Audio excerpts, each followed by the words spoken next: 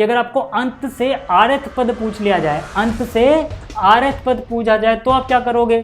गुण क्या है कि अगर a1 a2 a3 से an तक ये gp है तो पक्की बात है कि अगर इसको k से गुणा कर दोगे ना, k जीरो नहीं होना चाहिए, चाहे कुछ भी हो, चाहे AP हो, चाहे GP हो, चाहे HB हो, an और SN में रिश्ता यही रहता है हमेशा। अच्छा, बहुत बार हमसे मध्य पद पूछा जाता है, बीच में क्या आएगा। हेलो वेलकम, क्या हाल चाल। तो देखो यार, आज इस वीडियो में शुरू कर रहा हूँ एक नया चैप्टर नंबर 8, जिसका नाम है अनुक्रम तथा श्रेणी। लेकिन इस चैप्टर के नाम में थोड़ी सी गड़बड़ी है। हिंदी मीडियम वाली बुक में गड़बड़ी ये है सर, जहाँ पे इन्होंने श्रेणी लिखा है वहाँ पे इनको श्रृंखला लिखना चाहिए था। गलती क्यों है और वो उसका प्रूफ क्या है, प्रूफ आपको एनसीईआरटी से मैं दिखा देता हूँ। अभी पहले देखो कि क्या गलती है, फिर हम इनकी बात करेंगे ताकि आपको कॉन्सेप्ट क्लियर रहे, नहीं तो कहोगे मैं ही गलत पढ़ा रहा हूँ। पहले देख लो एक बार। देखो, श्रेणी जो होती है ना, उसको असलियत में प्रोग्रेशन बोला जाता है, और जो सीरीज लिखा है इन्होंने असलियत में वो श्रृंखला होती है। ठीक है, क्या अंतर होता है इनमें, जब मैं आपको ये तीन चीजें समझाऊंगा, अनुक्रम क्या है, श्रेणी क्या है, श्रृंखला क्या है, तब आपको समझ में आ जाएगा। और वो गलती है एनसीईआरटी में, अगर आपको मैं ये दिखाऊं तो आप यहीं से सीधा सीधा देख लो कि ये दोनों ही स्क्रीनशॉट एनसीईआरटी के ही हैं। एनसीईआरटी में एक जगह श्रेणी को प्रोग्रेशन बोला जा रहा है और दूसरी जगह एनसीईआरटी में ही श्रेणी को सीरीज बोला जा रहा है। अब आप में से कुछ बच्चे ऐसा सोच सकते हैं कि यार प्रोग्रेशन और सीरीज हो सकता है कि ये दोनों वर्ड सेम ही मीनिंग रखते हो। नहीं, एग्जैक्टली सेम मीनिंग तो नहीं रखते हैं ये दोनों वर्ड। ठीक है, इनका थोड़ा सा मीनिंग अलग हो जाता है। मैं समझा देता हूँ अभी कैसे। आप ऐसे भी, ठीक है, दिमाग में रख सकते हो कि भाई जो आपने समांतर श्रेणी पढ़ी, समांतर श्रेणी पढ़ी है ना कक्षा 10 में, उसको इंग्लिश में बोलते हैं एपी, यानी अर्थमेटिक प्रोग्रेशन, यानी श्रेणी को प्रोग्रेशन बोला जाता है। आपको ऐसे भी प्रूफ मिल जाएगा, यानी श्रेणी को प्रोग्रेशन बोलते हैं, ना कि सीरीज बोलते हैं। अब आप कहोगे यार फिर इंग्लिश के मीनिंग में गलत है भाई, वो ट्रांसलेट करते हुए थोड़ा इधर उधर हो गया। नहीं नहीं नहीं, जो इन्होंने आगे मीनिंग बताया है ना, जो डेफिनेशन मैंने A1 + A2 + A3 श्रृंखला के लिए लिखी है, वो इन्होंने श्रेणी के लिए लिख दिया है। इन्होंने क्या बोला कि अगर अपने पास कोई अनुक्रम है उसको हम प्लस में ऐसे कर दें तो वो श्रेणी बन जाता है, जबकि ऐसा तो नहीं होता। समांतर श्रेणी आपने पढ़ी है ना कक्षा 10 में। अगर मैं इसको बोलूं 2 लिख दिया, 4 लिख दिया, 6 लिख दिया, 8 लिख दिया, इस तरह से, तो बताओ क्या ये समांतर श्रेणी है? आप बोलोगे हाँ यार, गैप बराबर बराबर है। कक्षा 10 में देख के आओ ना, क्या मैंने बीच में प्लस लगाया? नहीं, मैं प्लस लगाए बिना भी इसको श्रेणी बोल रहा हूँ ना। तो जबकि एनसीईआरटी में जहाँ पे श्रेणी की डेफिनेशन लिखी है, जो A1 + A2 + A वाली चीज में, आप वहाँ पे देखना कि भाई वहाँ पे उन्होंने उसको श्रेणी बोला है, जबकि वो श्रृंखला है। ठीक है, क्योंकि अगर प्लस करने के बाद ही हम श्रेणी बोल पाते तो इसको तो श्रेणी नहीं बोलना चाहिए था, जबकि कक्षा 10 में आप देख के आए हो कि ये समांतर श्रेणी है। ठीक है, तो वो एरर क्यों हुआ है वो भी मैं आपको समझा दूंगा, लेकिन अभी, ठीक है, और आपको काम कैसे चलाना है, ताकि भाई जो एनसीईआरटी में लिखा है आपको एग्जाम तो उसके हिसाब से देना है। बट वो गलती क्यों हुई? क्योंकि इनके मीनिंग में सिमिलरिटी है बहुत हद तक, लेकिन एग्जैक्ट मीनिंग नहीं होते हैं। खैर वो सब छोड़ो यार, अपन चैप्टर शुरू करते हैं। ठीक है, पहले ठंडे दिमाग से समझ लो मैं क्या बता रहा हूँ, तब आपको समझ में आ जाएगा एरर क्या हुआ है। ठीक है, देख पहले बात करते हैं अनुक्रम यानी सीक्वेंस की। अनुक्रम या सीक्वेंस क्या होता है? वस्तुओं की क्रमबद्ध सूची जो अक्सर, ठीक है, किसी नियम, पैटर्न या शर्त के अनुसार हो। ठीक है ना, जो, ठीक है, जो अक्सर किसी नियम, पैटर्न या शर्त के अनुसार हो। अब याद रखना, यहाँ पे पैटर्न हमेशा होगा ऐसा जरूर नहीं है, लेकिन हाँ कोई ना कोई नियम तो जरूर होगा जिसके हिसाब से वहाँ पे आप क्रम में उनको लगा रहे हो।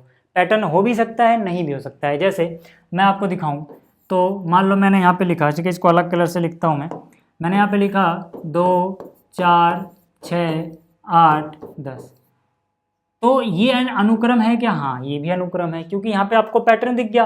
पैटर्न दिख गया तो पक्का होगा, लेकिन जरूरी नहीं है कि आपको पैटर्न नजर ही आए। पैटर्न इन द सेंस जिसके लिए आप कोई मैथमेटिकल फॉर्मूला बना पाओ। जैसे यहाँ पे तो बना लोगे फॉर्मूला, यहाँ पर an का क्या हो जाएगा? ये हो जाएगा 2 × n। जहाँ पे n का मान 1 रखोगे तो प्रथम पद आ जाएगा 2 × 1 2, n का मान 2 रखोगे तो 4, 3 रखोगे तो 6। ठीक है, लेकिन जरूरी नहीं है। जैसे मान लो मैं यहाँ लिखता हूँ 2, यहाँ लिखता हूँ 3, यहाँ लिखता हूँ 5, यहाँ लिखता हूँ 7, यहाँ लिखता हूँ 11, यहाँ लिखता हूँ 13, और ऐसे आगे बढ़ता जाता हूँ। अब क्या यहाँ कोई मैथमेटिकल फॉर्मूला बना पाओगे? नहीं, क्योंकि अभाज्य संख्या है। अभाज्य संख्याओं के लिए कोई भी फॉर्मूला नहीं बनाया गया अभी तक, जिससे हम n की वैल्यू रखेंगे तो उसमें अपने पास पहला पद आ जाए, दूसरा पद आ जाए, तीसरा आ जाए, 18वां आ जाए, ऐसा कुछ नहीं है। यानी यहाँ पे हम an से इसको रिप्रेजेंट नहीं कर पाएंगे, चाहे ट्राई करके देख लेना। लेकिन तब भी ये अनुक्रम है क्या? हाँ, ये भी अनुक्रम है, ये भी अनुक्रम है। मतलब अनुक्रम में क्या है कि अगर आपको या तो बिल्कुल कोई खास पैटर्न दिख जाए तो बिल्कुल अच्छी बात है, वो तो हो गई होगा। पैटर्न नहीं भी दिख रहा है तो कोई ना कोई कंडीशन होगी जिसके हिसाब से आपने इनको क्रम में लगाया। वो कंडीशन यहाँ पर जैसे क्या है कि सभी के सभी अभाज्य संख्या होनी चाहिए और बढ़ते हुए क्रम में होनी चाहिए। अगर आपने ये कंडीशन बना दी तो आपको पक्का पता है कि प्रथम पद अब 2 ही आएगा, द्वितीय पद अब 3 ही आएगा। समझ में आया? ठीक है, आप 5 को यहाँ पहले और 3 को बाद में आप नहीं लिख पाओगे क्योंकि आपके पास कंडीशन है कि भाई बढ़ते क्रम में होना चाहिए। ठीक है, अगर यही कंडीशन होती घटते क्रम में तो अलग हो जाती, तब भी वो अनुक्रम हो जाता। ठीक है, अच्छा आप कहोगे चलो यहाँ भी कुछ कुछ पैटर्न जैसा देखने को मिल रहा है, क्या कभी ऐसा हो सकता है कि बिल्कुल ही पैटर्न दिखे ही ना, उसके बावजूद भी वो अनुक्रम हो? मैं कहूँगा हाँ। अब आप में से बहुत सारे लोगों को झटका लगा होगा क्योंकि उन्होंने पढ़ा होगा कि यहाँ पे पैटर्न हमेशा रहता है। देखो, जब हम यहाँ पे पैटर्न होने की बात करते हैं तो असलियत में वो हम विशिष्ट पैटर्न की बात नहीं कर रहे होते हैं। विशिष्ट पैटर्न मतलब खास तरह का पैटर्न अलग चीज़ होती है। सिर्फ पैटर्न बोल देना पैटर्न ना होने के बराबर भी हो जाता है कभी कभी। जैसे मैं आपको बोलूँ कि भाई आपको ना डेटा इकट्ठा करना है किसी शहर का, और 2000 में क्या जनसंख्या थी वहाँ पे, 2001 में क्या जनसंख्या थी, 2002 में क्या थी, इस तरह से लिखना है। आपने वहाँ पे जो भी दस्तावेज थे सब डाटा इकट्ठा किया और यहाँ पे लिखा कि भाई 2000 में वहाँ की जनसंख्या थी 5 लाख, 2001 में घट गई थी किसी वजह से 4 लाख हो गई, फिर अगले साल 4.5 लाख हो गई थी, फिर अगले साल 6 लाख हो गई थी, फिर अगले साल किसी वजह से घट के 5 हो गई थी। अब देखो, अब तो यार कभी घट जा रहा है कभी बढ़ जा रहा है अपनी मर्जी से। भाई जनसंख्या है, हमारा कंट्रोल थोड़ी है ऐसे कि हम अपनी मर्जी से इसको बढ़ते हुए क्रम में लिखना चाहते तो बढ़ता हुआ लिखें, घटते में लिखना चाहते तो घटता नहीं। वो तो जो जनसंख्या रहेगी उसके हिसाब से लिखेंगे। लेकिन क्या ये अनुक्रम है? हाँ, आपके एनसीईआरटी में है, शुरुआत में समझाया भी ऐसे ही है। जब आप पढ़ोगे अगर एनसीईआरटी यहाँ से चालू हो रही है कि भाई किसी देश की जनसंख्या है, अगर ईयर के हिसाब से लिखी गई तो वो भी एक अनुक्रम होगा। तो मतलब अनुक्रम में पैटर्न हमेशा हो, मतलब विशिष्ट पैटर्न, ऐसा जरूरी नहीं है। ठीक है, हाँ, लेकिन यहाँ पे क्रम का होना जरूरी है, इनमें से एक का होना जरूरी है। या तो कोई नियम लग रहा होगा वहाँ पे जिसकी वजह से, अब जैसे यहाँ पे नियम लग रहा है ना भाई कि 2001 की जनसंख्या, फिर 2002 की, 2003 की हिसाब से लिखना है आपको। ठीक है, या तो कोई कंडीशन हो, ठीक है, शर्त या कोई पैटर्न या कोई नियम। इस तरह से अगर आप डेटा को अरेंज करते हो किसी क्रम में तो उसको बोलते हैं अनुक्रम। तो अब आप कहोगे फिर प्रोग्रेशन या श्रेणी क्या है? देखो, अनुक्रम का ही एक प्रकार होता है प्रोग्रेशन यानी कि श्रेणी। श्रेणी या प्रोग्रेशन का मतलब होता है जो किसी खास पैटर्न पे ही हो। जैसे ये हमने देखा था किसी खास पैटर्न पे था, है ना, 2-2 जोड़ते जाओ, 2-2 जोड़ते जाओ, यानी इसको हम मैथ्स के फॉर्मूला से रिप्रेजेंट कर पा रहे हैं। यहाँ पे हम an = 2n लिख पा रहे हैं। n की वैल्यू 1 रखोगे 2 मिल जाएगा पहला पद, n की वैल्यू 2 रखोगे 2 दूनी 4 दूसरा पद, n की वैल्यू 3 रखोगे 3 दूनी 6 तीसरा पद। तो जब आप किसी मैथ्स के फॉर्मूले से पदों को निकाल पाओगे तो उसको बोला जाता है कि वहाँ विशिष्ट पैटर्न है। जब विशिष्ट पैटर्न होगा किसी भी अनुक्रम में तो वो अनुक्रम श्रेणी बन जाता है, यानी प्रोग्रेशन बन जाता है। जैसे कि आपने पढ़ा हुआ अर्थमेटिक प्रोग्रेशन AP, वहाँ पे आपने an का फॉर्मूला जरूर पढ़ा होगा। ऐसे आप पढ़ोगे यहाँ पे GP, अभी क्लास 11th में, यहाँ भी आप an के लिए फॉर्मूला पढ़ोगे, HP में भी आप an के लिए फॉर्मूला पढ़ोगे। तो मतलब क्या है कि जब हम किसी फॉर्मूले से दिखा पाए, यानी प्रत्येक पद को जब हम, जो व्यापक पद यानी अनवा पद कहलाता है an, इसको हम किसी मैथ्स के फॉर्मूले से दर्शा सकें, है ना, किसी फॉर्मूले से दर्शाया जा सके जब ये, तो हम बोलते कि भाई यही अनुक्रम अब श्रेणी बन गया है। अब श्रृंखला क्या होता है? श्रृंखला होता है कि जो आपके पास अनुक्रम था उसके पदों को जोड़ के दिखा दो। जोड़ के आंसर नहीं निकालना है, सिर्फ प्लस प्लस करके लिखने को। ठीक है, हम यहाँ पे जैसे A1 A2 A3 से लेके AN तक मान लो कोई अनुक्रम है, अगर आपने इसको जोड़ दिया A1 + A2 + A3 + AN, तो जोड़ के ऐसे लिखने को, जोड़ने के बाद जो आंसर आएगा उसकी बात नहीं कर रहा, जोड़ के ऐसे लिख के दिखाने को हम बोलते हैं ये क्या है? ये श्रृंखला है। अब आप देखोगे एनसीईआरटी में यहाँ पे श्रृंखला की डेफिनेशन ना बोल के इसको श्रेणी की डेफिनेशन बोला गया है, जो कि टेक्निकली गलत है। गलत इसलिए भी है क्योंकि यार अगर आप इसको श्रेणी बोलोगे, ठीक है, इसको श्रेणी बोलोगे तो भाई समांतर श्रेणी में तो हमेशा जोड़ के लिखना पड़ेगा चीज़ों को। जबकि आप क्लास 10वीं में पढ़ के आए हो कि मैं आपसे पूछूं 5, 10, 15, 20 क्या ये श्रेणी है, समांतर श्रेणी AP है क्या? आप बोलोगे हाँ ये समांतर श्रेणी है, तो फिर तो गड़बड़ा गया मामला है। तो मैंने प्लस में नहीं लिखा, उसके बावजूद आप श्रेणी में बोल रहे हो। मतलब श्रेणी में बोलने के लिए हमेशा प्लस का साइन होना जरूरी नहीं है, सीधी सी बात है। जबकि एनसीईआरटी में क्या लिख दिया कि जोड़ के लिखना है। भाई जोड़ के जब लिखना है तो वो श्रेणी नहीं बल्कि श्रृंखला कहलाती है, याद रखना। हाँ, लेकिन आपको चलना एनसीईआरटी के अकॉर्डिंग है, फिर आप क्या करोगे, आप तो फंस जाओगे। आपको आंसर तो एनसीईआरटी के अकॉर्डिंग लिखना पड़ेगा। तो आप अभी के लिए ये मान के चलना कि एनसीईआरटी में श्रेणी और श्रृंखला को सेम यूज किया गया है, कहीं कहीं इनका सिमिलर यूज हुआ है, सेम यूज हुआ है। तो जहाँ वो यूज़ करते हैं वहाँ के लिए उस एक्सरसाइज में कर लो यार। बट जो टेक्निकली देखा तो ये सही है, ठीक है। ये बात समझ में आ गई, थोड़ा ज़्यादा टाइम लग गया बट कोई दिक्कत नहीं है, ठीक है। ये मैंने प्रूफ भी आपको बता दिया। अब जैसे यहाँ पर देखो, अब यहाँ पर कह रहा है दी गई परिभाषाओं के आधार पर निम्नलिखित प्रत्येक अनुक्रम के प्रथम 3 पद बताइए। अब देखो, अब जो ये अनुक्रम है इसको हम किसी an के फॉर्मूले से दिखा सकते हैं। मतलब ये जो अनुक्रम है ये प्रोग्रेशन भी है। याद रखना, अनुक्रम जो होता है उसी का एक प्रकार हो जाता है ये प्रोग्रेशन, ठीक है। हर प्रोग्रेशन एक अनुक्रम भी होता है, लेकिन हर अनुक्रम प्रोग्रेशन बनेगा ऐसा जरूरी नहीं है, ठीक है। यहाँ पे आ जाओ। अब यहाँ पे अगर हम देखें तो यहाँ पे बोला गया दी गई परिभाषा के आधार पर प्रत्येक अनुक्रम के 3 पद लिखो। तो भाई n बराबर 1 के लिए देखो पहले तो an लिख लो। an क्या है 2n + 5, तो n बराबर 1 लिखेंगे तो ये a1 हो जाएगा, प्रथम पद आ जाएगा। 2n की जगह 1 प्लस में 5 तो कितना हो जाएगा सर, ये 7 हो जाएगा। n बराबर 2 के लिए देखें तो हमें दूसरा पद मिल जाएगा। दूसरा पद मतलब n की जगह 2 रख दो जहाँ पे n है, तो यहाँ पे रख दिया 2। अभी आपको बहुत सारी चीज़ें सीखने को मिलेंगी, यहाँ पे मज़ा आ जाएगा आपको। 2 दूनी 4 और 5 9। ऐसे ही n बराबर 3 के लिए अगर हम देखें तो यहाँ पे a3 मिल जाएगा आपको। a3 क्या हो जाएगा 2n, n की जगह 3 रख दो, प्लस में 5, 2 3 6 और 5 11। इस तरह से प्रथम 3 पद आप लिख ले सकते हो। यहाँ पर भी लिख लेना यार, इसमें कोई बड़ी बात नहीं है, ठीक है। मेन बात देखो यहाँ पर है, मेन बात ये है कि आपको कोई भी अनुक्रम श्रेणी श्रृंखला कुछ भी दे दे सर, कुछ भी, चाहे वो AP हो, चाहे JP हो, चाहे HP हो या कुछ और हो, ये तीनों चीज़ें आप कहीं भी अप्लाई कर सकते हो। पहली क्या है कि अगर आपको अंत से rth पद पूछ लिया जाए, अंत से rth पद पूछा जाए तो आप क्या करोगे। जैसे आपसे किसी ने कहा कि कोई मान लो अभी GP की बात करते हैं, एक GP है ना, जिसमें मान लो 115 पद हैं, अंत से 18वां पद बताओ। आप कंफ्यूज हो गए, अंत से 18वां कैसे निकाले, फॉर्मूला तो अपने पास शुरू से निकालने का है ना। तो फॉर्मूला आपके पास शुरू से निकालने का, ठीक है। तो उसका एक तरीका क्या है कि जब अंत से rth पद आपसे पूछा जाए तो आप आरंभ से निकालो। लेकिन आरंभ से कौन सा, आरंभ से n - r + nवां पद। ये जो फॉर्मूला है इसको समझाने के लिए मैं आपको एक सिंपल सा एग्जाम्पल देता हूँ कि मान लो अगर आपके पास 5 पद हैं, पहला, दूसरा, तीसरा, चौथा, 5वां, है ना, और आपसे कोई पूछे अंत से दूसरा शुरू से कौन सा पद होगा। अगर आपसे कोई पूछे कि अंत से दूसरा शुरुआत से कौन सा होगा, तो यहाँ तो आप गिन सकते हो भाई, अंत से दूसरा देखना है ना, अंत से पहला ये मिला, अंत से मतलब इधर से चलना है आपको। अंत से दूसरा असलियत में शुरुआत से चौथा पद है। यहाँ तो आप बता पा रहे हो कि अंत से दूसरा शुरुआत से चौथा पद है, यहाँ तो आप बता पा रहे हो। लेकिन यही चीज़ कोई बड़े में पूछ लेना, बड़ा नंबर देके कि भाई अगर आपके पास मान लो 340 पद हैं, अंत से 80वां पद बता दो, 80th, अब आप कन्फ्यूज होगे। तो उसका निकालने का तरीका क्या है, जैसे इसकी बात करें, आंसर 4 देखो कैसे आएगा। मैंने कहा अंत से rth पद, है ना, इसका मतलब क्या है, अंत से rth, जैसे यहाँ पे पूछा गया सेकंड पद, बराबर क्या होगा, आरंभ से n - r + 1 है। n की वैल्यू क्या है, जो कुल पद है, जैसे यहाँ पे कुल पद 5 है तो n की जगह 5 लिखो, माइनस r मतलब जौन सा पद अंत से पूछा गया है, यहाँ से सेकंड पूछा गया मान लो, तो यहाँ 2 लिख दो, प्लस में 1 लिख दो।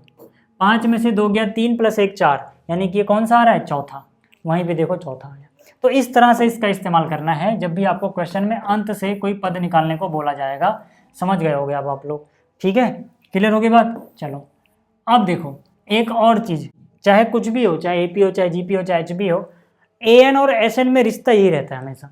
जो AN होता है वो SN - SN - 1 होता है। कैसे समझाता हूँ, देखो SN का मतलब क्या होता है, शुरुआत के n पदों का योग, शुरुआत के, है ना। जैसे SN लिखा है मतलब पहला पद प्लस में दूसरा पद प्लस में तीसरा पद, ऐसे करते करते n पदों का योग, यानी कि यहाँ पर क्या आएगा, SN - 1, उसके बाद लास्ट में AN, मतलब AN - 1 AN, टोटल n पदों का योग है शुरुआत के, ठीक है। अच्छा सोचो SN - 1 क्या होता होगा भाई, जैसे यहाँ पे मैं 3 लिख दूंगा ना तो इसका मतलब होगा शुरू के 3 पदों का योग, मैं सिर्फ 3 तक जाऊँगा। यहाँ पे अगर मैं 4 लिख दूंगा ना तो इसका मतलब होगा शुरुआत के 4 पदों का योग, मैं 4 तक जाऊँगा।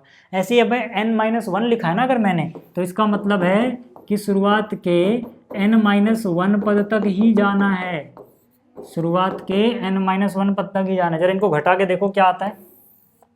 ठीक है, इनको घटाओगे यानी नीचे निशान बदल जाएगा सबका, सबका निशान बदल दो यार। तो यहाँ हो जाएगा Sn माइनस Sn-1 बराबर क्या बचेगा, इससे ये कट जाएगा, इससे ये कट जाएगा, इससे ये कट जाएगा, इससे ये कट जाएगा, An बचेगा।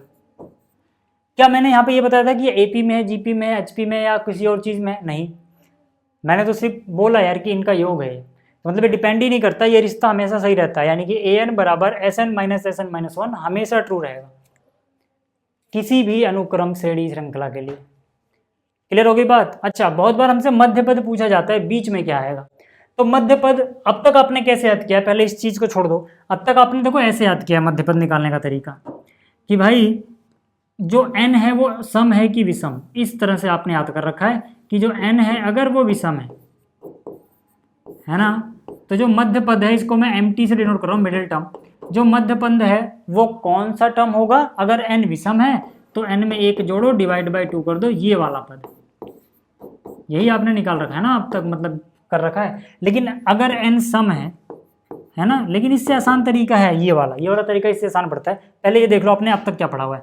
अगर n सम है तो आप मिडिल टर्म कैसे निकालते हो, यानी मध्य पद कैसे निकालते हो कि भाई अगर सम है तो सीधा सीधा 2 से डिवाइड कर दो, एक तो ये हो जाएगा, और 2 से डिवाइड करने के बाद जो आता है उससे अगला पद और ले लो, 2 पद होते हैं यहाँ पे। अगर आपको ऐसे कन्फ्यूजन नहीं पड़ना है सम विषम के, कब सम लगे, कब 2 पद होंगे बीच में, कब 1 पद होगा, ढिंग का फलाना, आप ऐसे याद रख लेना कि मध्य पद निकालने के लिए आप एक काम करो, ध्यान से देखना।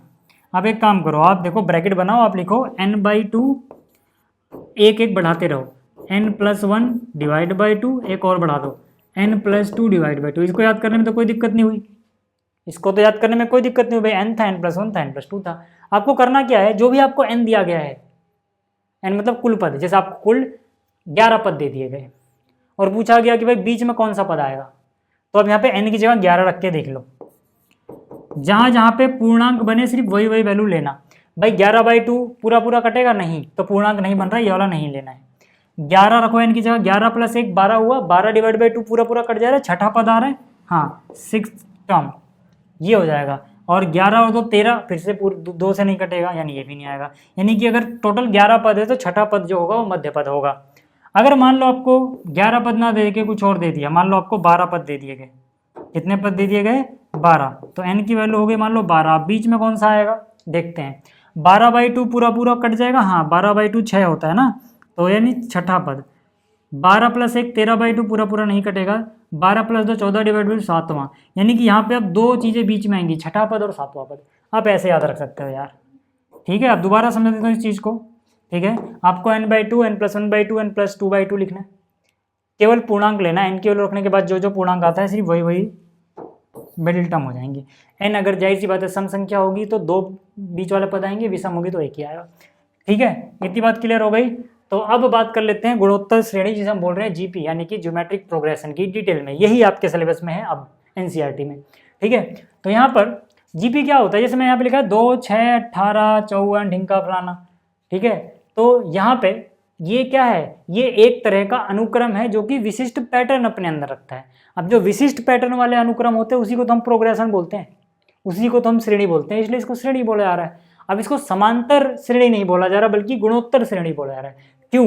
क्योंकि समांतर श्रेणी में गैप बराबर बराबर होता था, यहाँ पे कॉमन रेशो यानी सार्व जो अनुपात होता है वो एक जैसा होता है। अनुपात मतलब क्या कि जैसे यहाँ देखो, पहले 2 से 6 पे जाएं तो 2 का 3 गुना 6 होता है, 6 से 18 पे जाएं तो फिर से 3 गुना है, फिर से आगे जाओगे 18 गुणा 3 54 मिलता है। मतलब पिछले पद से अगले पद जाने के लिए एक फिक्स नंबर से गुणा करना पड़ रहा है। फिक्स नंबर यहाँ पर जैसे है 3, ठीक है, 2 को 3 से गुणा किया 6 आया, 6 का 3 गुना 18, 18 का 3 गुना 54 है। तो यहीं पे हमें एक और चीज़ मिलेगी कि अगर मैं दूसरे पद को यानी कि जो दूसरा पद है उसको प्रथम पद से भाग दूं, यानी कि 6 और 2, ठीक है, तो इनका अनुपात क्या आया, 3 आया। ध्यान से देखो, क्लियर हो गई बात। यही चीज़ बराबर आएगी अगर मैं अगले वाले को यानी कि A3 को उससे पहले वाले A2 से भाग दे दूं। A3 कितना है 18, A2 कितना है 6, फिर से 6 3 18। ऐसे करते करते यही चीज़ बराबर आनी चाहिए अगर मैं AN को AN-1 वाले से भाग दे दूं। देख लो, समझ में आ गया। और इसी को आर बोला जाता है सर, इसी को क्या बोला जाता है, आर बोला जाता है। यानी कि एक बात तो समझ में आ गई कि जो सार्व अनुपात यानी कॉमन रेशो आर होता है, ये कैसे निकलता है, nवें पद को उससे एक कम वाले पद से डिवाइड कर दो, इन दोनों का अनुपात, है ना। इसको आप ऐसे समझो कि अगर मैं जीपी को जनरलाइज फॉर्म में लिखूं, जीपी को जनरलाइज फॉर्म में लिखूं, तो प्रथम पद अगर ए है, जैसे यहाँ पे प्रथम पद 2 था, 2 को 3 का मतलब आर से गुणा कर दिया, 2 गुणा 3, यानी कि इसी ए को आर से गुणा कर दो। अगली बार जो ये 6 है इसको एक बार और 3 से गुणा कर दिया, यानी जो ए आर है इसको एक बार और आर से गुणा करोगे, आर का स्क्वायर हो जाएगा, फिर आर बढ़ाते जाओगे, आर से गुणा करते जाओगे, ऐसे करते करते करते लास्ट में जब आप ए एन पे पहुंचोगे तो ए एन क्या आएगा, जरा ध्यान से देखना। प्रथम पद जो है, ठीक है, इसको थोड़ा सा और मैं आपको समझाने के लिए एक और चीज़ लिख देता हूँ, आपको फटाक से समझ में आ जाएगा, ध्यान से देखो, ठीक है। ये क्या है, ये है प्रथम पद, ये क्या है द्वितीय पद, ये क्या है तृतीय पद, ये क्या है चौथा पद, ठीक है। ऐसे करते करते यहाँ क्या आएगा, nवां पद। देखो जब हम प्रथम पद ले रहे हैं तो r की वैल्यू 0 है, मतलब r की पावर 0 है। जब हम द्वितीय पद ले रहे हैं r की पावर 1 है, तृतीय में r की पावर 2 है, मतलब दिख रहा होगा आपको, यहाँ पर जो पदांक बोलते हैं इसको, ये जो पदांक है उस अंक से एक कम है पावर। यहाँ पे 4 है पदांक, तो 4 से एक कम है 3। यहाँ पे पदांक यानी पद का अंक कौन है, n, तो उससे एक कम आ जाएगी r की पावर n-1, है ना। यानी कि जो जर्नल टर्म होता है, nवां पद होता है, वो होता है ए आर की पावर n-1। तो यहाँ से हमें व्यापक पद यानी nवां पद भी हम बोलते हैं, इसका फॉर्मूला मिल जाएगा प्रथम पद गुणा में r की पावर n-1, ठीक है। ये चीज़ आप याद रखना। क्लियर हो गया क्या यहाँ तक, ठीक है, यहाँ तक की बातें क्लियर हैं आपको, ठीक। अभी हम इस पर क्वेश्चन करेंगे, आपको और भी चीज़ें अच्छे से जल्दी जल्दी समझ आने लगेंगी। फिलहाल अभी आप इतना देखते चलो, ठीक है, फिलहाल अभी आप इतना देखते चलो। चलो अब आगे चलते हैं। यहाँ पर देखो, ठीक, यहाँ पर है भाई, ये जो आपके सामने गुणोत्तर श्रेणी यानी जीपी दी गई है, इसका 10वां और nवां पद निकालो। तो भाई प्रथम पद कितना है 5, आर कैसे निकाल रहे हैं, अगले पद को पिछले से डिवाइड कर दो, यानी कि जैसे 25 डिवाइड बाई 5 कर दो, कितना आ जाएगा 5 आ जाएगा। अब 10वां पद निकालना है, यानी कि ए 10 निकालना है।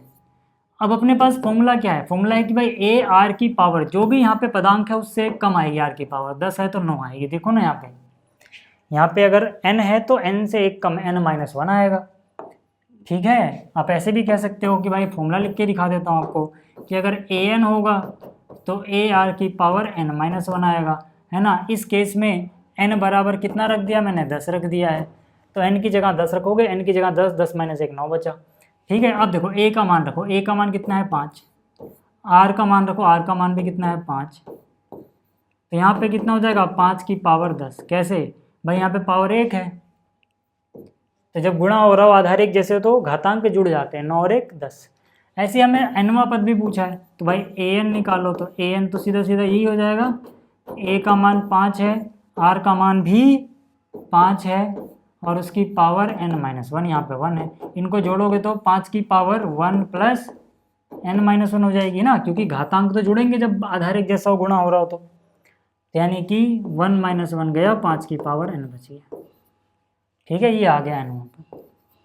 तो nवां पद का जो मैंने आपको ये फॉर्मूला बताया, इसको कैसे अप्लाई करना है, इतना समझ में आ रहा है, इतना समझ में आ रहा है। तो थोड़ा और आगे चलते हैं। यहाँ से देखो, अभी जो मैंने आपको एक चीज़ सिखाई थी, अंत से हम पद निकालेंगे तो कैसे निकालेंगे। यहाँ पर देखो कह रहा है 2√2, देखो इस तरह से चल रहा है, 2√2 है, फिर क्या है 4 है, इस तरह से कोई जीपी है, अंत में है 128√2, ठीक है। ये कोई जीपी है गुणोत्तर श्रेणी, ठीक है। कह रहा find the fourth term from the end, Hindi में लिख दिया है अंत से चौथा पद निकालना है, अंत से चौथा पद। अब भाई अंत से चौथा पद कौन सा होगा, हमें दिख ही नहीं रहा है, डैश डैश डैश लिखा हुआ है, तो अब क्या करें, तो हम बोलेंगे कि यार अंत से चौथा पद, ध्यान से देखना, अंत से चौथा यानी फोर्थ पद कैसे निकलेगा, n-r+1 वाले तरीके से, 1वां पद शुरू से, है ना, या फिर अंत से चौथा पद बराबर क्या होगा कि ये वाला पद कहाँ से, शुरुआत से। यही तो मैंने अभी आपको सिखाया था, याद करो, यही मैंने आपको सिखाया था, इसीलिए मैंने कहा था इसको याद रखना, इस पर क्वेश्चन आता है। ठीक है, अब यहाँ पे n का मतलब क्या होता है, शुरुआत से। ठीक है, n मतलब होता है कितने पद हैं टोटल। अब क्या यहाँ पे आपको टोटल पद नजर आ रहे हैं, नहीं, तो यानी कि n की वैल्यू नहीं रख पाओगे। ठीक है, n की वैल्यू नहीं रख पाओगे, लेकिन r नजर आ रहा है, हाँ, r मतलब अंश से जौन सा, यानी r की वैल्यू 4 है, यानी n निकालना रह गया। अब यहाँ से हमें हिंट मिला यार, हमने n तो निकाला ही नहीं, तो n निकालते हैं। n कैसे निकालोगे भाई, जो ये पद होता है ये nवां पद होता है an। ठीक है, और ये क्या चीज़ है, ये है a।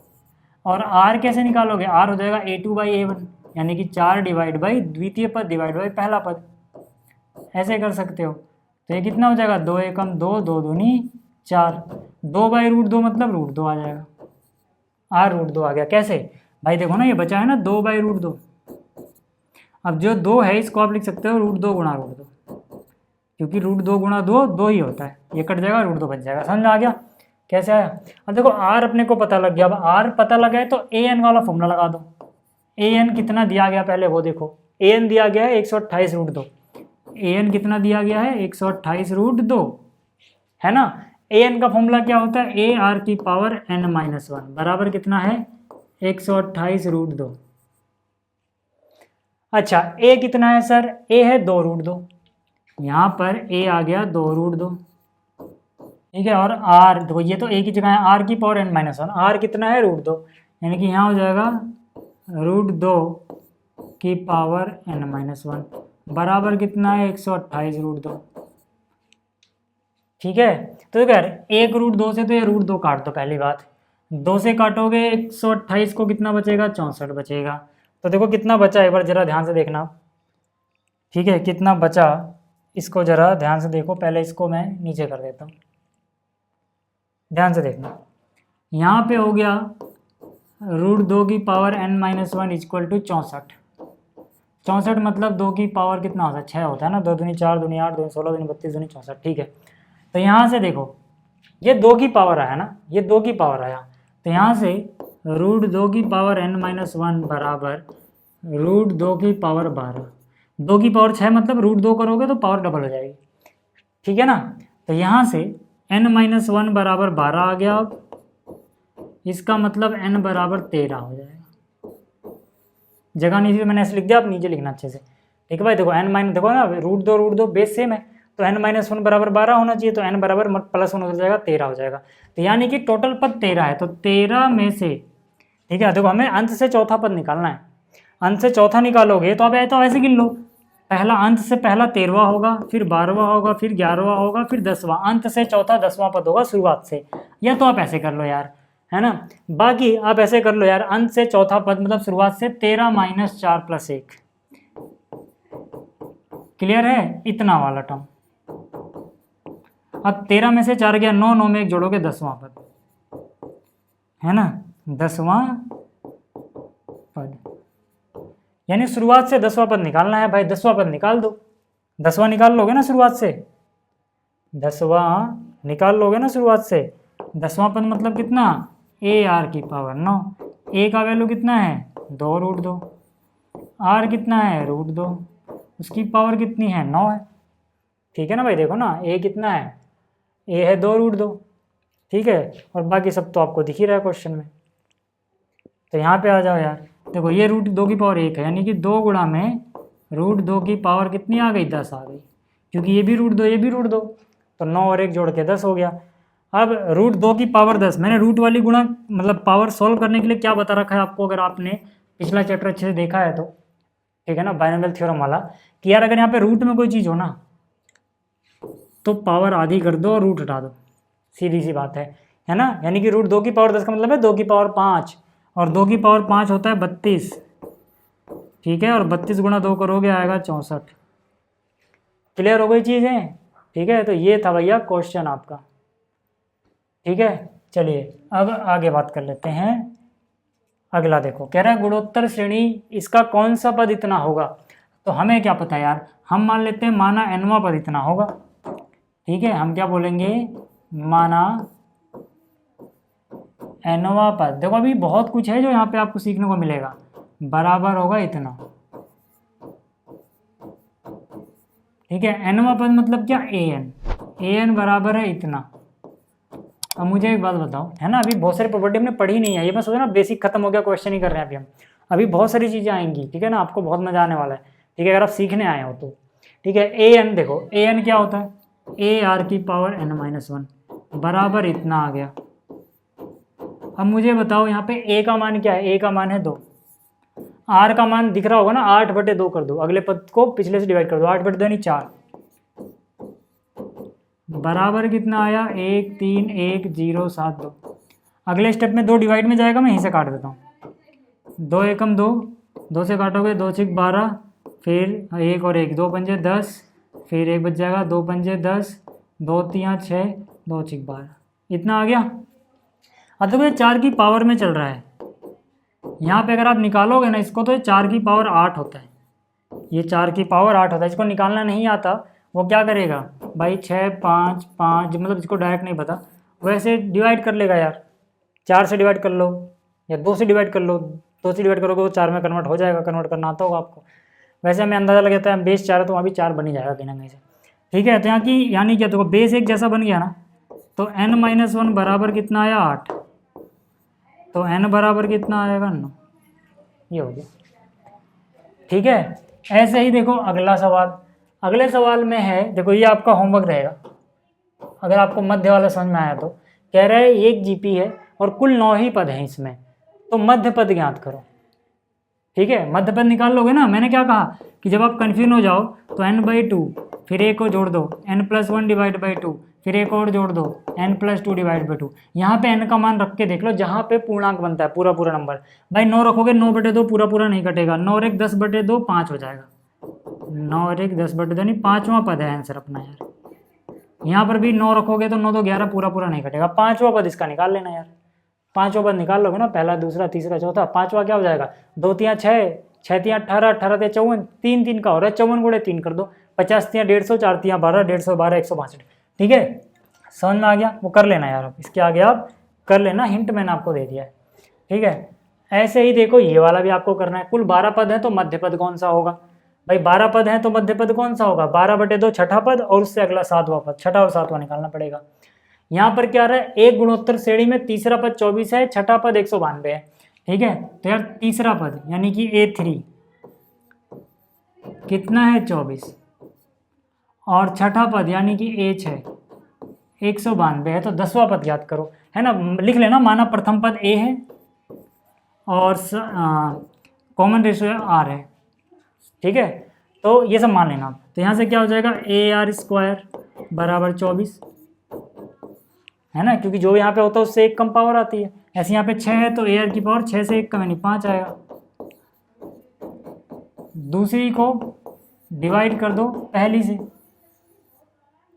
मतलब क्या, AR की 5 बराबर 192, है ना, AR की 5 को डिवाइड करो AR² से और 192 को डिवाइड करो 24 से, A से A कट गया, R की पावर 5 डिवाइड बाई R की पावर 2, R की पावर 3 बचा, क्योंकि बेस से में तो घातांक घटेंगे, 5 में तो घटेगा सर। ठीक है, और यहाँ पे 24 8 192 होता है, 8 का मतलब क्या, 2 की पावर 3, तो R मतलब क्या, देखो R की 3 2 की 3, R मतलब 2 हो गया, समझ में आया, R की वैल्यू 2 आ गई। अब जैसे R की वैल्यू 2 आई यार, किसी एक में रख दो, निकल जाएगा A पता लग गया तो भाई समझ लो सब कुछ ही पता लग जाएगा आपको यार, क्योंकि R पता है, कौन सा पद निकालना है वो पूछा ही है, बताया ही है। ठीक है, तो देखो ना यहाँ पे हमें पता है A3 24 है, A3 मतलब AR² 24 है, सीधा सीधा चाहो तो आप ये लिख लो, क्योंकि आपने इतना तो निकाल ही रखा है ना, AR² बराबर 24, तो R की वैल्यू 2 रख दिया A, और यहाँ पे R की वैल्यू 2 रख दिया, तो A की वैल्यू कितनी आ गई, 2 की पावर तो 4 गुणा में 6 होगा ना 24, A6 आ गया। आपसे क्या पूछा, 10वां पद निकालो, भाई 10वां पद मतलब A10, क्या हो जाएगा AR की पावर 9, A की वैल्यू क्या है 6, R की वैल्यू कितनी है सर, R की वैल्यू 2 है, तो इसकी हो गई 2। अब देखो 2 की पावर 9 होता है 512, कितना होता है 512, कर लेना कैलकुलेट, तो 500 गुणा 6 3000 आ गया, 12 गुणा 6 72, यानी कि 3072। ठीक है, कितना आ गया 3072। क्लियर हो गई बात। तो ये हो गया 10वां पद यार, ठीक है, समझ में आ रहा ना। चलिए कुछ प्रॉपर्टी देखते हैं और यार, ठीक है, कुछ प्रॉपर्टी और देखते हैं। जैसे यहाँ पे Sn का योग निकालना, ठीक है। अगर जीपी के प्रथम n पदों की योग की बात करें तो उसको हम किससे डिनोट करेंगे, Sn से। प्रथम n पद मतलब शुरुआत से पहला, दूसरा, तीसरा, तब n तक पहुंचना है, बीच में कोई छोड़ मत देना, ठीक है। तो a1 + a2 + a3 से करते हुए an तक जाएंगे, तो इसको हम बोलेंगे प्रथम n पदों का योग है। तो देखो यार, जीपी के अगर प्रथम n पदों का योग आपको निकालना है तो आप सिंपली क्या करोगे कि आप देखोगे r पहले क्या है। सबसे पहली कंडीशन r पे आपकी नज़र जानी चाहिए कि अगर r 1 के बराबर नहीं है, मान लो आपको क्या मिलता है कि r 1 के बराबर नहीं है, तो आप चाहे ये वाला फॉर्मूला लगाओ या फिर ये वाला लगाओ, एक ही बात है, दोनों वैसे एक ही फॉर्मूले, ठीक है। Sn = a r⁻n - 1 divide by r-1। अब ये फॉर्मूला कैसे आ रहा है, इसका डेरिवेशन मैं भी बता देता हूँ, पहले आप आगे की चीज़ें समझ लो। देखो, अगर r 1 के बराबर है तो Sn होता है n × a, और अगर r इस रेंज में लाई कर रहा है, यानी कि -1 से बड़ा है या 1 से छोटा है, इसी को शॉर्टकट में आप लिख सकते हो mod r अगर <1 है, ठीक है। और n अगर इन्फिनिटी के आसपास जा रहा है, n कहाँ जा रहा है, इन्फिनिटी को बिलोंग कर रहा है, यानी कि नंबर ऑफ टर्म्स इनफाइनाइट है, अपरिमित रूप से अनेक हैं, तो आप क्या बोल सकते हो कि S∞ बराबर आएगा a डिवाइड बाई 1 - r, ठीक है। अब ये फॉर्मूला कैसे आया, काफ़ी बच्चे पूछते हैं, तो इसको देख लो। देखो, Sn का क्या मतलब है, Sn का मतलब है सम ऑफ फर्स्ट n टर्म्स, यानी पहली टर्म को मान लो प्रथम पद a है, दूसरा पद क्या हो जाएगा ar, तीसरा पद क्या हो जाएगा r²। इस तरह से आप आगे बढ़ते रहोगे, एंड में आपको क्या मिलेगा, r की पावर क्या है, n-1, ठीक है। अब देखो, अब आपको करना क्या है, आपको ये जो इक्वेशन है ना, इसमें दोनों तरफ r से गुणा कर देनी है, ठीक है। मैं क्या करता हूँ, मैं यहीं पे करके दिखा दे रहा हूँ। r से गुणा करोगे तो हो जाएगा Sn × r, इधर r से गुणा करोगे हो जाएगा ar, इसको r से गुणा करोगे हो जाएगा ar², इसको r से गुणा करोगे हो जाएगा ar की पावर 3। इस तरह से चलते चलते ये हो जाएगा ar की पावर n, क्योंकि n-1 से एक और मिलेगा, वो हो जाएगा n। अब आपको क्या करना है, आप दोनों तरफ माइनस करना जरा, ठीक है। जैसे ये हो गई समीकरण 1, ये हो गई 2, है ना। अब क्या करो, आप समीकरण 1 में से 2 को माइनस कर दो, तो यहाँ हो जाएगा, माइनस करने के बाद ये निशान नेगेटिव, ये भी नेगेटिव, ये भी नेगेटिव, ये भी नेगेटिव, और ये भी नेगेटिव, तो यहाँ हो जाएगा Sn कॉमन, Sn दोनों के पास है, अंदर बचेगा ऊपर 1 - r, और यहाँ देखो क्या होगा, ar से ar कैंसिल, इससे ये कैंसिल, इससे अगले वाला कैंसिल, ar की पावर n से पहले ar की पावर n-1 से ये कैंसिल, बचेगा क्या सर यहाँ पे, यहाँ देखो a बच रहा है, और माइनस में ar की पावर n बच रही है। यहाँ से अगर a कॉमन लोगे तो जगह 1 - r की पावर n, और ये चीज़ अगर डिवाइड में ले जाओगे तो 1 - r यहाँ पे आ जाएगा, और यहाँ बचेगा Sn। तो ये आ गया, देखो वही फॉर्मूला, ऊपर नीचे -1 से गुणा कर दोगे, ठीक है। तो जैसे ये वाला फॉर्मूला है ना, ऊपर नीचे -1 से गुणा करोगे ये वाला आ जाएगा, ठीक है, सेम ही चीज़ है। क्लियर होगी बात। और यहीं पे अगर आप r की वैल्यू 1 रख दो, Sn जो था ना, इसमें r की वैल्यू 1 रख दो, तो यहाँ भी a बन जाएगा, ये भी a बन जाएगा, ये भी a बन जाएगा, a को n बार जोड़ना है, मतलब n × a, ठीक है। तो ये वाला फॉर्मूला आपको मिल जाएगा। क्लियर हो गई चीज़ें, ये सारी चीज़ें क्लियर हो गई, ठीक है। चलिए, अब जैसे ये क्वेश्चन है, इस क्वेश्चन के बाद याद रखना, ठीक है, हम ये इन्फिनिटी वाला भी देखेंगे, और ये कुछ प्रॉपर्टीज़ हैं, ये बहुत इंपॉर्टेंट है, ठीक है। ये इसको देखे बिना मत जाना भाई, वीडियो क्लोज मत करना, ठीक है, बहुत काम की चीज़ें हैं वो सारी। चलो यहाँ पे आ जाओ, यहाँ पे क्या कह रहा है कि भाई एक समांतर श्रेणी है, प्रथम n पदों का तथा प्रथम 5 पदों का योगफल ज्ञात करो। तो यहाँ पे हम देखते हैं, ठीक है, गुणोत्तर श्रेणी है, समांतर नहीं बल्कि गुणोत्तर श्रेणी, ठीक है, जीपी। तो जीपी में पहला पद क्या है 1, r क्या होगा, दूसरे पद को पहले पद से डिवाइड कर दो यार, है ना। तो 2/3 डिवाइड बाई 1 करोगे 2/3 ही रहेगा। तो यहाँ पे प्रथम n पदों का योग क्या होगा, Sn क्या होता है सर। देखो, ज़्यादातर यहाँ पे जब आप पढ़ोगे तो बहुत सारे लोग आपको ये बताएंगे कि ये वाला आपको तब लगाना है जब r > 1 हो, ये वाला आपको तब लगाना है जब r < 1 हो। ऐसा ज़रूरी नहीं है, ऐसा ज़रूरी नहीं है, लेकिन हाँ एक फ़ायदा ज़रूर रहता है कि अगर r 1 से बड़ा है तब आप ये वाला फॉर्मूला लगाओगे, तो r क्योंकि 1 से बड़ा है तो बड़े में से छोटा करने पे नेगेटिव नहीं आएगा, तो यहाँ पे आप नेगेटिव चीज़ नहीं क्रिएट होती नीचे, इसलिए वो आसान पड़ता है। बट ऐसा ज़रूरी नहीं है, ऐसा ज़रूरी नहीं है कि ये किया जाए, ठीक है, आप दोनों फॉर्मूले एक ही हैं, कोई सा भी लगा सकते हो, बस R1 के बराबर ना हो। ठीक है, तो जैसे यहाँ पे R 1 से छोटा है, तो अगर मैं नीचे क्रिएट नहीं करना चाहता नेगेटिव चीज़, तो ठीक है मैं वैसे ही लगा देता हूँ। ठीक है, क्लियर होगी बात।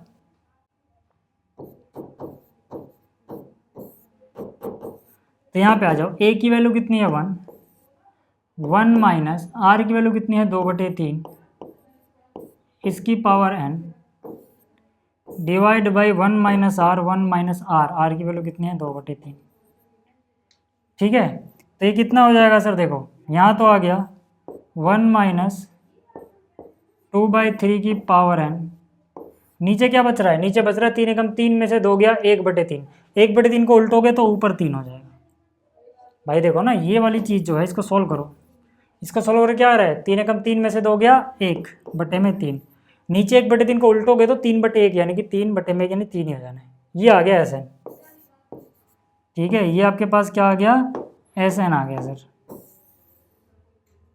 क्लियर हो गई। अब आपसे क्या पूछा, आपसे पूछा प्रथम इसमें n की वैल्यू 5 रख दो। भाई देखो ना, SN आ गया है कितना, ये रहा 3, 1 माइनस 2/3 की पावर n। अब S5 निकालना है तो n की वैल्यू 5 रख दो यार, 3, 1 माइनस 2/3 की पावर 5, तो यहाँ से हो जाएगा 3, 1 माइनस 2 की 5 पावर करोगे 32 और 3 की पावर 5 करोगे तो कितना होता है, 3 3 होते 27, 81 गुणा में 3 तो 243। ठीक है, तो हो जाएगा 3 टाइम्स, इसको 1 से गुणा करोगे जाएगा, इसमें से 32 घटाना, 3 में से 2 गया 1, फिर गया 1, फिर गया 211 बटे में 243, 3 से काट दो यार, 3 × 24, 3 एकम 3, कितना बच गया 211 बटे में 81। ठीक है, ये आ गया यार। ठीक है, क्लियर हो गई चीज़ें। ऐसे देखो ये आपका काम है, चलो मैं कर देता हूँ। ठीक है, यहाँ पे कह रहा है find the value of this. देखो वैल्यू क्या है, 5/2 मल्टीप्लाई है, जोड़ नहीं है, याद रखना। बहुत सारे बच्चे प्लस समझ लेते हो, गड़बड़ी करके आते हैं, ध्यान से देखना, मल्टीप्लाई हो रहा है, डैश डैश डैश, ठीक है ना, अप टू इन्फिनिटी। ठीक है, तो देखो हर जगह 5 की पावर चल रही है, मतलब तो आधार तो एक जैसा, आधार एक जैसा और गुणा हो रही है तो घातांक जुड़ जाते हैं। तो मतलब क्या, यहाँ पे घातांक जुड़ जाएंगे, 1/2 plus 1/4 plus 1/8 plus plus plus up to कहाँ तक जा रहा है, ये इन्फिनिटी तक जा रहा है, ऐसे ही। तो मुझे एक बात बताओ, क्या ऊपर जीपी बन रही है, ये जो चीज़ दिख रही है क्या ये जीपी है? हाँ, ठीक है, ये जो चीज़ दिख रही है क्या ये एक जीपी है, गुणोत्तर श्रेणी है? आप बोलोगे हाँ ये है। ठीक है, ठीक है, तो कितना हो जाएगा 5। अच्छा, ये समांतर श्रेणी, इसका आर देखो यार, इसका ए कितना है समांतर श्रेणी का, 1/2, आर भी कितना है 1/2 ना, 1/2 1/2 आधा आधा होता जा रहा है, ये आधा आधा होता जा रहा है, मतलब 1/2 यार। तो आर जो है क्या वो इस रेंज में आ रहा है, -1 से बड़ा 1 से छोटा, इसी रेंज में तो आ रहा है, -1 से बड़ा 1 से छोटा, मतलब वो वाला फॉर्मूला अप्लीकेबल है क्या, ये वाला। अगर इनफाइनाइट टर्म होंगी, कितनी टर्म होंगे, इनफाइनाइट टर्म, तो ये फॉर्मूला लगेगा। तो ये हो जाएगा 5 की पावर ए कितना है sir 1/2 divide by 1 minus r, r कितना है सर 1/2 है। तो देखो ये बचेगा 5 की पावर 1 यानी कि 5। कैसे भाई, ऊपर भी आधा लिखा हुआ है, 1 में से आधा घटाओगे आधा बचेगा, ऊपर नीचे सेम चीज़ लिखी है, काट के आएगा 1, 5 की पावर 1 5 होता है। समझ में आ गया, ये वाला क्वेश्चन भी समझ में आ गया। चलिए अब जीपी के कुछ और गुण देख लो। गुण क्या है कि अगर A1 A2 A3 से AN तक ये जीपी है तो पक्की बात है कि अगर इसको K से गुणा कर दोगे ना, K 0 नहीं होना चाहिए। याद रखना, जीपी का कोई भी पद 0 नहीं होता, ये भी आप याद रख लेना भाई। ठीक है, मैं बताना भूल गया कि जीपी का कोई भी पद 0 नहीं होता है, तो K भी 0 नहीं हो सकता क्योंकि तो सारे पदों को ही 0 बना देगा। मतलब अगर ऐसा है कि जीपी है, आप किसी भी एक नंबर से K से गुणा कर दो 0 के अलावा सभी पदों को, तब भी ये जीपी रहेगा। उसका रीज़न ये है कि जब आप इसको इससे डिवाइड कर रहे हो तो रेशो क्या आ रहा है A2/A1, जब इसको इससे डिवाइड करोगे तो K से K कट जाएगा, तब भी वही रहना है, तो बात तो वही पड़ी। ठीक है, जीपी ही रहेगी, हालांकि ये दूसरी जीपी है बट रहेगी जीपी। ठीक है, ऐसे ही आप हर पद की घात कुछ कर दो सबकी समान, तब भी वो जीपी ही रहेगा। क्लियर हो गया, क्लियर हो गया इतना? ठीक है, अच्छा एक और चीज़, अगर ए बी सी जीपी में है तो जो बीच वाला पद है इसका वर्ग बराबर होगा ए गुणा सी के। ऐसा इसलिए हो रहा है क्योंकि अगर ये जीपी में है तो बी डिवाइड बाई ए करके जो आएगा वही सी डिवाइड बाई बी करके आना चाहिए। तो क्रॉस मल्टीप्लाई करोगे तो यहाँ से बी स्क्वायर इक्वल टू ए सी आना चाहिए। समझ में आ गई बात? तो भाई बी स्क्वायर इक्वल टू ए सी होता है। ये चीज़ बहुत जगह आपको कैलकुलेशन में डायरेक्ट यूज़ करने को मिल जाएगी। और अगर हम दोनों तरफ अंडर रूट लें तो वैसे यहाँ प्लस माइनस आना चाहिए, लेकिन माइनस वाली चीज़ हटा दो। जो प्लस वाली वैल्यू मिलती है ना अंडर रूट के अंदर ए सी, इसी को बोला जाता है ज्योमेट्रिक मीन, जीएम, यानी कि गुणोत्तर माध्य। इसका भी आगे उपयोग आएगा, आप देखना। ये चीज़ बहुत इंपॉर्टेंट है, स्टार मार्क कर लेना, बहुत सारी कैलकुलेशन आपकी आसान कर देगी। क्या है कि किसी जीपी में अगर m प्लस n बराबर आ जाए p प्लस क्यू के, यहाँ पे m एन पी क्यू पदांक है, मतलब जो नीचे लिखा होता है, जैसे a m, a n, a p, a q, जो इनके पैरों में लिखा होता है, पदों में लिखा होता है, इसको पदांक बोलते हैं। यानी इनकी वैल्यू क्या हो सकती है, 1 2 3 4 5 6 से लेकर n तक कुछ होगी। ठीक है, तो ये m और n को जोड़ के अगर p और q आ जाए तो पक्की बात है mवां पद और nवां पद जीपी का, जीपी के लिए बात हो रही है, को गुणा किया जाए तो वो इन दोनों के पद के गुणा के बराबर रहेगा। आपको अगर ऐसे समझ में नहीं आया वैसे समझो। मेरे कहने का मतलब है किसी जीपी में मान लो मैं लिखता हूँ a5 गुणा में a1, तो पता है किस किस के बराबर होगा ये? 5 और 1 को जोड़ो 6 बन रहा है ना, जैसे m और n को जोड़ के जो भी बन गया, जैसे यहाँ पे m और n को जोड़ के 6 बन गया। अब जिसको जोड़ के 6 बनेगा, जैसे a4 और a2, 4 और 2 जोड़ के 6 होता है, तो a4 गुणा a2 बराबर आएगा। ऐसे ही a3 गुणा a3, 3 और 3 6 होता है, बराबर आएगा। इसको आप ऐसे समझ लो, जैसे एक जीपी मैंने लिखी 2 4 6 8, सॉरी ये तो एपी लिख दी, 2 4 8 16 32, मान लो मैंने जीपी ऐसे लिखी। ठीक है, अब देखो ये इसका प्रथम पद है, ये इसका द्वितीय पद है, ये थर्ड, ये फोर्थ, ये फिफ्थ। तो देखो अगर कोई a1 और a5 करे तो 1 और 5 6 होता है, तो यानी इनको गुणा करके आता है 2 a1 गुणा a5 करो। ठीक है, तो a1 गुणा a5 कितना आएगा, 2 गुणा में 32, देख लो 64 आया। कितना आया? 64 आया। ऐसे ही मान लो मैं यहाँ पर a2 गुणा में a4 करता हूँ।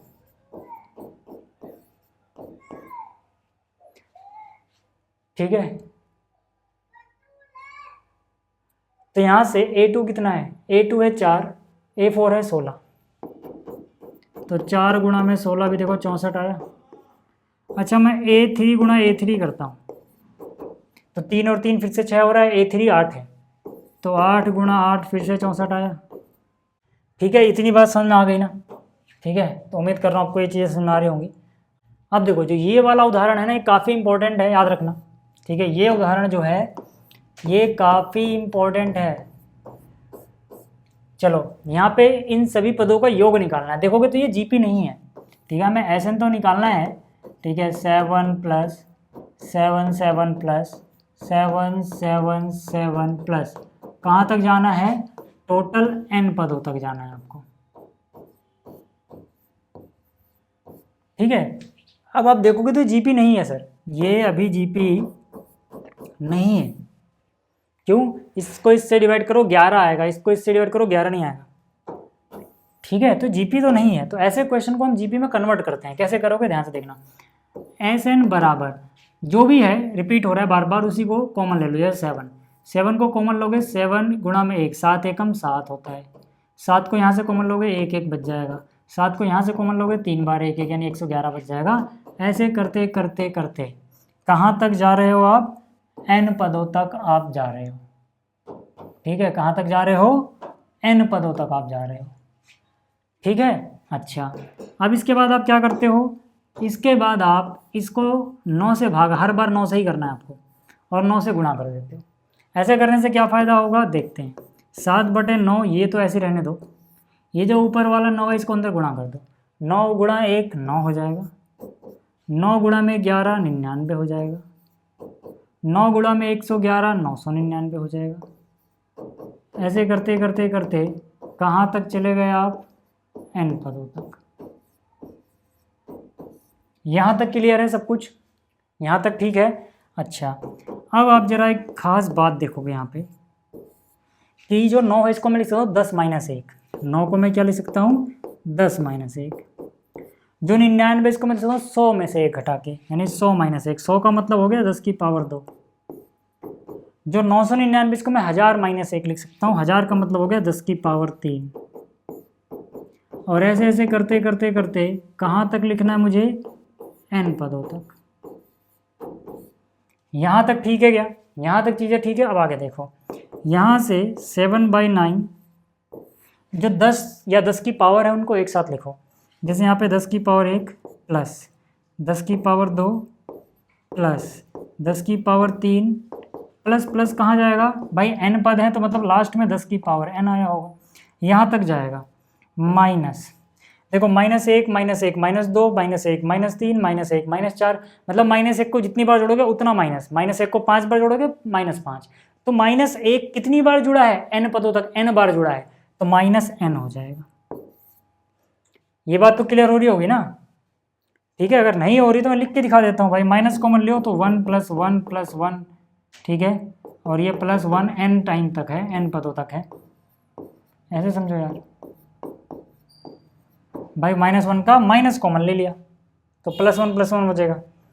ठीक है, अब यहाँ से देखोगे अगर, अब ध्यान से, तो इतना जो है,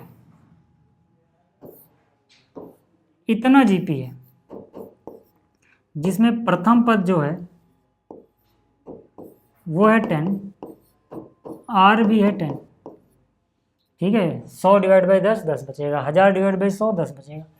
तो यहाँ से कितना हो जाएगा? ये हो जाएगा 7/9। ठीक है, इसका योग क्या होगा भाई? देखो वो योग होगा a r की पावर n - 1 / r - 1। ठीक है, माइनस में क्या चल रहा है? 1 को जितनी बार जोड़ोगे उतना आंसर आएगा। 1 को 5 बार तो 5, 1 को 6 बार तो 6, 1 को n बार तो n, बाहर माइनस भी है तो -n, यही समझा रहा था पहले। ठीक है, अब यहाँ पे आ जाओ। अब यहाँ से कितना हो जाएगा? वैल्यू रखनी है बस हमें। a की वैल्यू आ गई 10, r की वैल्यू भी आ गई 10, नीचे r की वैल्यू 10 रखोगे तो 10 में से 1 गया 9, और माइनस में n हो गया। तो इस तरह से करते हैं भाई इस तरह के क्वेश्चन को। ठीक है, और ये काफ़ी इंपॉर्टेंट है, पहले से बोल रहा हूँ। एनसीईआरटी के हिसाब से तो है ही, लेकिन कॉम्पिटिटिव एग्जाम के लिए भी ये जो फॉर्मेट है ना, कई बार आईआईटी मेंस में पूछा हुआ है। ठीक है, इसके ऊपर चलो अब देखो, अब आपको एक सिंपल सा तरीका याद रखना है। कई बार क्वेश्चन में आपको ना कुछ क्रमागत पदों का गुणनफल दिया जाएगा और फिर आपको क्वेश्चन सॉल्व करना होगा। तो वो क्वेश्चन सॉल्व करने के लिए, अगर आपको आसानी से सॉल्व करना बिना मतलब ज़्यादा कैलकुलेशन के, यानी कम कैलकुलेशन में करना है बिना ज़्यादा कैलकुलेशन के, तो वो 3 क्रमागत पद, अगर मान लो कुछ क्रमागत पदों में दिया गया 3 क्रमागत पदों का गुणनफल, तो आपको 3 क्रमागत पद ऐसे मानने। पहला पद, ठीक है, जो पहला पद होगा यानी कि a1, उसको a ना मान के a/r मानो। जो दूसरा पद है ना उसको बल्कि a मानो, और जो तीसरा पद है ना उसको ar मानो। तो यहाँ पे आपको नजर आ रहा होगा कि पहला पद जो है, प्रथम पद यानी a1, वो a ना होके a/r है, बस इसका ध्यान रखना। द्वितीय पद a है और तृतीय पद ar है, और कॉमन रेशो सार्व अनुपात नहीं आया, हाँ सार्वानुपात, ठीक है, r है। और अगर 4 क्रमागत पद आपको दिए जाएंगे तब आप उनको ऐसे मानोगे, लेकिन कहानी में गुणनफल होना चाहिए इनका आपके पास, तभी फायदा होता है। क्यों? क्योंकि जब इनको गुणा करते हो ना तो r से r कट जाता है, एक वेरिएबल कम हो जाता है। 4 पद होंगे, इनको गुणनफल करोगे तो r3 से r3 कट जाएगा, r से r सिर्फ 1 की पावर 4 बचेगी। ठीक है, इसलिए ऐसा करते हैं, मतलब कहानी में गुणनफल होना चाहिए कहीं ना कहीं, वो भी क्रमागत पदों का। ठीक है, अगर 4 हैं तो ऐसे मानोगे, 5 है तो ऐसे मानोगे। यहाँ से एक पैटर्न मिल जाएगा, कितने भी आप समझ जाओगे देखोगे तो। यानी कि इस केस में अगर आप देखो तो ये तो प्रथम पद a नहीं है, a/r³ है। ठीक है, a/r³ है, यहाँ पे प्रथम पद कितना है? a/r³।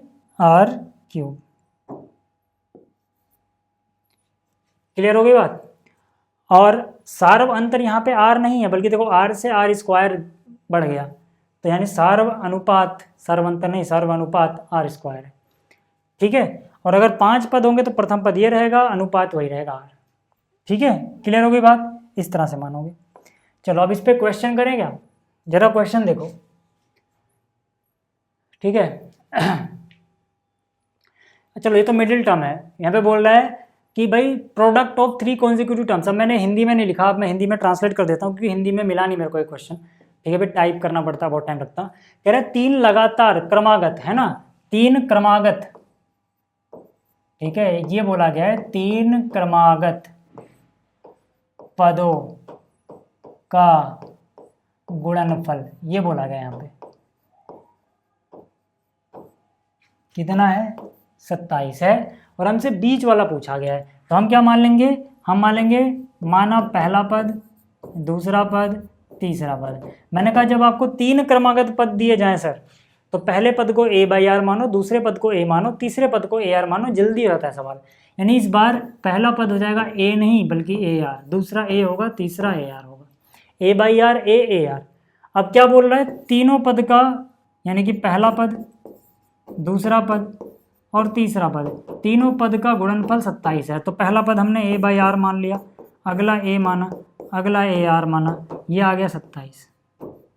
आर से आर कट जाएगा, यहाँ बचेगा a क्यूब, 27 को लिख सकते हो 3 का क्यूब, यानी a का मान आ गया 3। देखो कितनी जल्दी हो गया, ये समझा रहा हूँ, ठीक है। मिडिल टर्म निकालना, देखो इन तीनों में अगर मैं ऐसे लिखूँ a1 a2 a3, तो मिडिल में कौन आ रहा है, बीच में, यानी बीच वाला मध्य पद निकालना है। तो 3 ही पद में बीच वाला पद मतलब दूसरा पद होगा, तो हम यहाँ पे लिखेंगे, इसका मतलब यार कि जो मध्य पद है वो दूसरा पद है a2, और दूसरे पद को यहाँ पे हमने a2 नहीं बोला, मतलब ar नहीं बोला बल्कि a बोला है, तो दूसरा पद यहाँ पे a है, और a का मान कितना आया है, 3 आया सर, निकल गया, समझ में आ गया। ऐसे ही देखो ये वाला क्वेश्चन है, ठीक है। अब देखो जो अगला है उदाहरण 9 है।